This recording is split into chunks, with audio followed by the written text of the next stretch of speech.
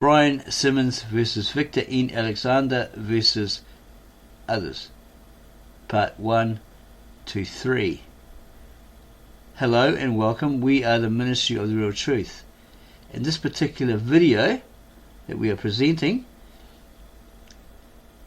is about a writer who has pointed out that Brian Simmons, who has claimed translator status, has been proven false, and that is heavily dependent on the native-born Aramaic-speaking translator Victor Alexander's translation of the original ancient very old asserted Aramaic, the Old Tongue, the sacred scribal language of God, that which he spoke to Adam and Eve in the Garden of Eden, the Lishana Atika Sabrea, hand copied by scribes, monks in Urhai, Edessa, now modern Turkey, around 800 to 900 BCE, into the nearest English equivalent.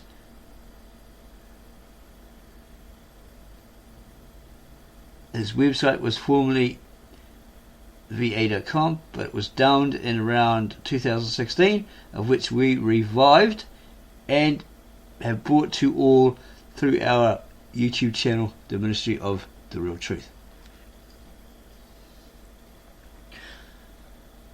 We found this online, titled Brian Simmons and His Passion Translation, What Text is Victor Alexander Translating From? Part 1. And this particular writer states that he had shown in previous posts, here and here, we can leave the links to those if we feel they are relevant. He has shown in previous posts Brian Simmons' heavy dependence on Victor Alexander's Aramaic Bible.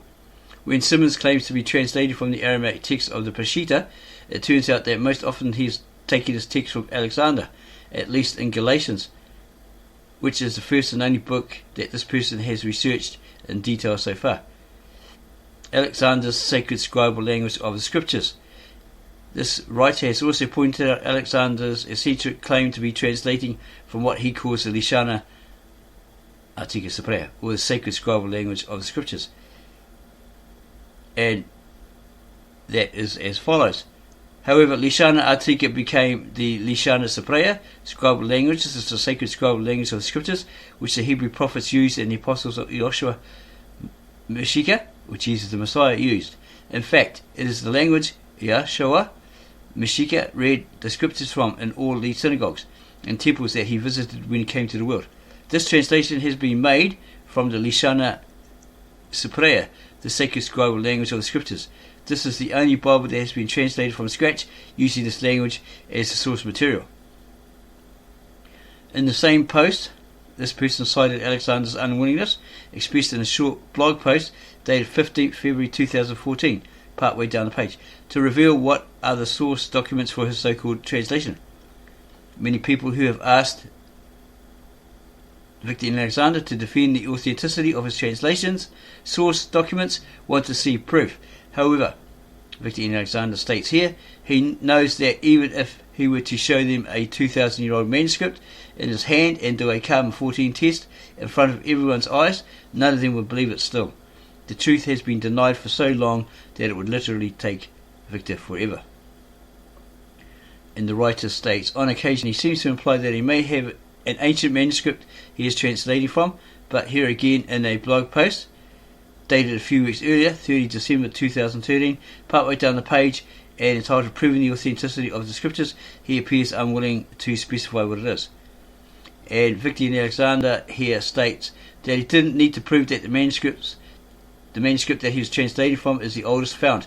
Archaeology is not the issue. He didn't need to prove that the manuscript he was translating from has been sanctioned by any church. Doctrine is not the issue. And he didn't need to prove that the manuscript that he was translating from is in the proper dialect. Nationalism is not the issue. The only thing he needed to prove is whether or not the manuscript that he was translating from contains the fundamental belief system of the apostles of Joshua, or Jesus the Messiah, the belief system which Joshua or Jesus taught. This Victor had done, even if you just take two words, Maria and Multa. He has a lot more, and they'll be revealed in subsequent commentaries. As Victor said, if he were to present archaeological proof, doctrinal ideas, or a chain of authority, it would take him 1,000 years and more books than the whole universe could hold. And this writer states, Victor Alexander is a filmmaker and promotes a style of filmmaking where dreams and reality are perceived as one experience. It seems possible that he has a similar approach to his translation work, with the sacred scribal language of the scriptures being a product of his imagination. We can prove that it is not. Manuscripts of the Ancient Church of the East. In some translator notes dated 12 January 2014 for his so-called Aramaic Bible, Alexander claimed that his translation is made from the original ancient Aramaic scriptures directly into English. It is translated from the manuscripts of the Ancient Church of the East, which survived the persecutions by the Roman and Greek pagans of the early centuries of Christianity. And here is an example of that, and what he states. The Ancient Church of the East, as a denomination by that specific name, appears to have existed only since 1964. See below, and also Wikipedia. But it seems clear that Alexander is here referring to what is more normally called the Apostolic Church of the East, or simply the Church of the East. A recent scholarly study by Professors Baum and Winkler of the history of the Church of the East has been translated into English and is available online. And here's a little history of the Church of the East, according to this person, this writer. The Church of the East refers first of all to that part of the Church of Jesus Christ which lay outside and east of the Roman Empire. A centre developed at Seleucia Ctesiphon on the banks of the Tigris just southeast of present-day Baghdad, and only 20 or 30 miles east of the Euphrates, which for much of the time was the eastern border of the Roman Empire. An episcopate is visible towards the end of the 3rd century, with a conflict over a claim to primacy by Papa, the Bishop of Seleucid Ctesiphon. The imperial capital Baum and Winkler. 9. The church was persecuted in the 4th century, 339 to 379 AD, under Shapur II, 309 to 379. The Sasanian king. In 410 AD, a synod was convoked by the Sasanian king Yazgurd I, 399 to 420, and the church was on its way to becoming centrally organised. Baum and Winkler. 15, with primacy given to the Bishop of Seleucid Ctesiphon, purely on political grounds. Baum and Winkler. 17. From that same synod of Isaac, also the Church of the East can be considered to have been autocephalous. Baum and Winkler. 19, which is to say that its head, Greek, it has the in Greek, Kephal, the bishop was not subject to the authority of any other bishop. At the Council of Ephesus, AD 431, Nestorius, 386 to 450, was deposed from his position as Bishop of Constantinople by Cyril, 375 to 444, Bishop of Alexandria, and condemned as a heretic on questionable grounds. Nestorius had been a student of Theodore of Mopsuestia around 350 to 428, B&W 23, and since about 430 AD the school of the Persians in Edessa had also stood under Theodore's influence, B&W 22. By stages, a separation occurred which resulted in the Church of the East being regarded as Nestorian by the Western Church. This designation is almost certainly inaccurate but persists to this day. Baum and Winkler write, page 30, FF, that the authority of Theodore of Mopsuestia is emphasized in the synods of the Church of the East of the 5th and 6th centuries, while Nestorius is never mentioned. This patriarch of Constantinople, deposed at Ephesus, appears for the first time in the religious disputation of 612 and only in 680 in the Acts of an official East Syriac synod. The teaching of Nestorius seems to have had no significance for the official church. However, the teachings of Nestorius might be judged. The term Nestorian, in a heretical sense, is inaccurate for the Church of the East. Christianity in the Persian Empire of the Parthians and Sassanians did not begin with Nestorius, nor was there a dogmatic split from the Church of the Roman Empire in the 5th century named after him. Through a great missionary enterprise from the 6th century onward, the Church of the East expanded into China, India and Japan. According to John Stewart, author of Nestorian Missionary Enterprises, it was a church on fire. It went into rapid decline at the end of the 14th century, and by the beginning of the modern period had been reduced outside of India to a regional church in Kurdistan, B&W 112. In 1898, an Austrian historian estimated the number of Nestorians as about 25,000 in the district of Urmia in northwest Persia, and 125,000 in the Ottoman Empire BNW 134. In the second half of the 19th century, Anglican missionaries introduced for the members of the the Church of the East term Assyrian, and this they eventually adopted for themselves, BNW 135. In 1915, 50,000 mountain Nestorians fled from the Turks and left the Hakkari Mountains, where they dwelt in modern-day Turkey, near the border with Iraq, for Umayyah, BNW 137. In June 1918, again fleeing from the Turks, the Assyrians and their supporters, together numbering 70,000, left Umayyah and travelled southeast to Hamadan, also in Persia, where they found the British, who provided emergency care, BNW 139. From there, they went to a refugee camp in Bakuba, in Mesopotamia, just northeast of Iraq. Through slaughter, fighting, famine and disease, their numbers had been reduced from 150,000 to 50,000, BNW 139. Further massacres followed in the years to come, which resulted directly and indirectly in a further reduction of the Assyrian population in Iraq to 20 to 30,000 in 1933, BNW 144. In 1939, 9,000 of the Assyrians in Iraq were settled in northeast Syria along the Khabur River. By 1940, there were 30,000 Assyrians in Chicago, the centre of the American diaspora. About 7,000 Assyrians returned to Umayyah from 1922 onwards, and by 1965 their population in Iran had reached 40,000, with Umayyah still their centre. The Church of the East split into two in 1964 after a dispute. The Holy Apostolic Catholic Assyrian Church of the East was said to have 385 members at the start of the 21st century, with 100,000 in the United States, 95,000 in Iraq, 50,000 in Russia and Armenia, 30,000 in Europe, 25,000 in Syria, in Australia and New Zealand combined, and in India 20,000, in Iran and in Canada, and 5,000 in Lebanon. The ancient Church of the East has around 50 to 70,000 members in Iraq, Syria and the United States. In this person's next post, he would examine an earlier account by Alexander of his translation work, if such it can be called, in which the impression is given that he is translating not from the manuscripts at all, but from printed editions of the Bible in Old Syriac. And this writer goes on to describe the activities of American Presbyterian missionaries in Umayyah from the 1830s, especially in printing the Bible in Old and New Syriac. Putting the evidence together, the writer suggests that Alexander is working from a copy of the Peshitta in Old Syriac, just as all the other translators from the Aramaic are doing. If he is, then the differences between his Aramaic Bible and normal scholarly translations of the Peshitta cannot be accounted for by some differences in the source text, and some other explanations will be needed. Andrew, again, he's got notes here. Okay, and it's about this guy, Andrew Chapman, and there's some other topics here. Okay, so we who have come across Victor Alexander's translation project that was downed around 2015-2016, found a way to revive it, and that's what we bring to you via our YouTube channel, the Ministry of the Real Truth.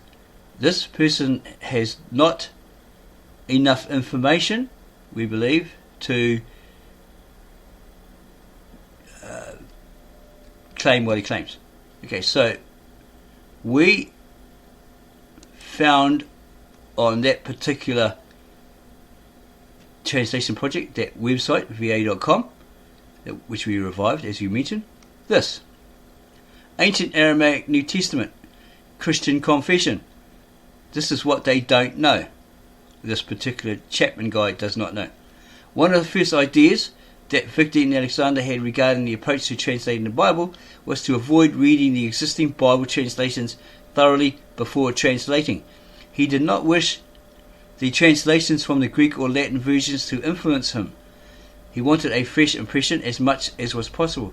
He attempted to suppress the wordings and phraseology that had crept into his subconscious. He had to guard against unconscious inclusions of wordings from other translations. Having attended many church services since childhood, and his reading of the Bible over the years could make his translating a difficult task. One of the mistakes that he made at the very beginning was assuming that the modern Syriac translation of the Peshitta was authentic work of translating. This misconception set him back about a year and a half. At first the mistake depressed him, but later it turned into an unexpected advantage, and he became familiar with the evolution of the Aramaic language. He had already translated the Gospels of Mark and Matthew in that order. Then he had a conversation one day with an old Church of the East priest. That priest told him that he had been translating the Bible, or he told that priest that he had been translating the Bible from Syriac into English for the sake of sharing the authentic Aramaic Bible with his American friends and English-speaking people. At this time, the high priest of the Apostolic Church of the East did not say very much, except for smiling what Victor thought was approval. At a later meeting, he asked him what he was doing. The high priest asked Victor what he was doing. He said that he was still translating the Bible. Then the high priest had to tell him. He said, the Syriac is all wrong. Talk about being shocked. Victor Alexander had just finished translating Matthew and was getting ready to translate John. He had already translated Mark before he met him the first time. Victor Alexander asked him, wasn't the Syriac translated from the ancient tongue? The Church of the East is an asserted church, and we do not use the term Aramaic. This is a modern day designation. Aramaic really evolved from the language of the Assyri, the people of Mesopotamia. The high priest said to Victor Alexander, no, the Syriac version was translated by the Protestant and Catholics from the Greek versions. So Victor Alexander asked him, still incredulous, you mean no one has translated the ancient tongue original at all? The high priest said no. Then Victor purchased a copy of the official ancient Church of the East New Testament book from the high priest of that church. Then he began reading Mark and later Matthew, and he was amazed. It was different. It took him a while to recover emotionally from his depression. He had spent 1.5 years of his life translating the two Gospels from what he thought was the authentic ancient Aramaic transcription into modern Syriac. Then he found out that he had been translating from a 19th century Syriac translation of what he finally determined was really a Syriac translation of mostly an English version. This 1897 Syriac version that he had was translated in Urmi, Iran, by American and English missionaries with the help of proselytized Assyri Christians. Victor studied the work and activities of the missionaries in Urmi from about 1839 to 1914.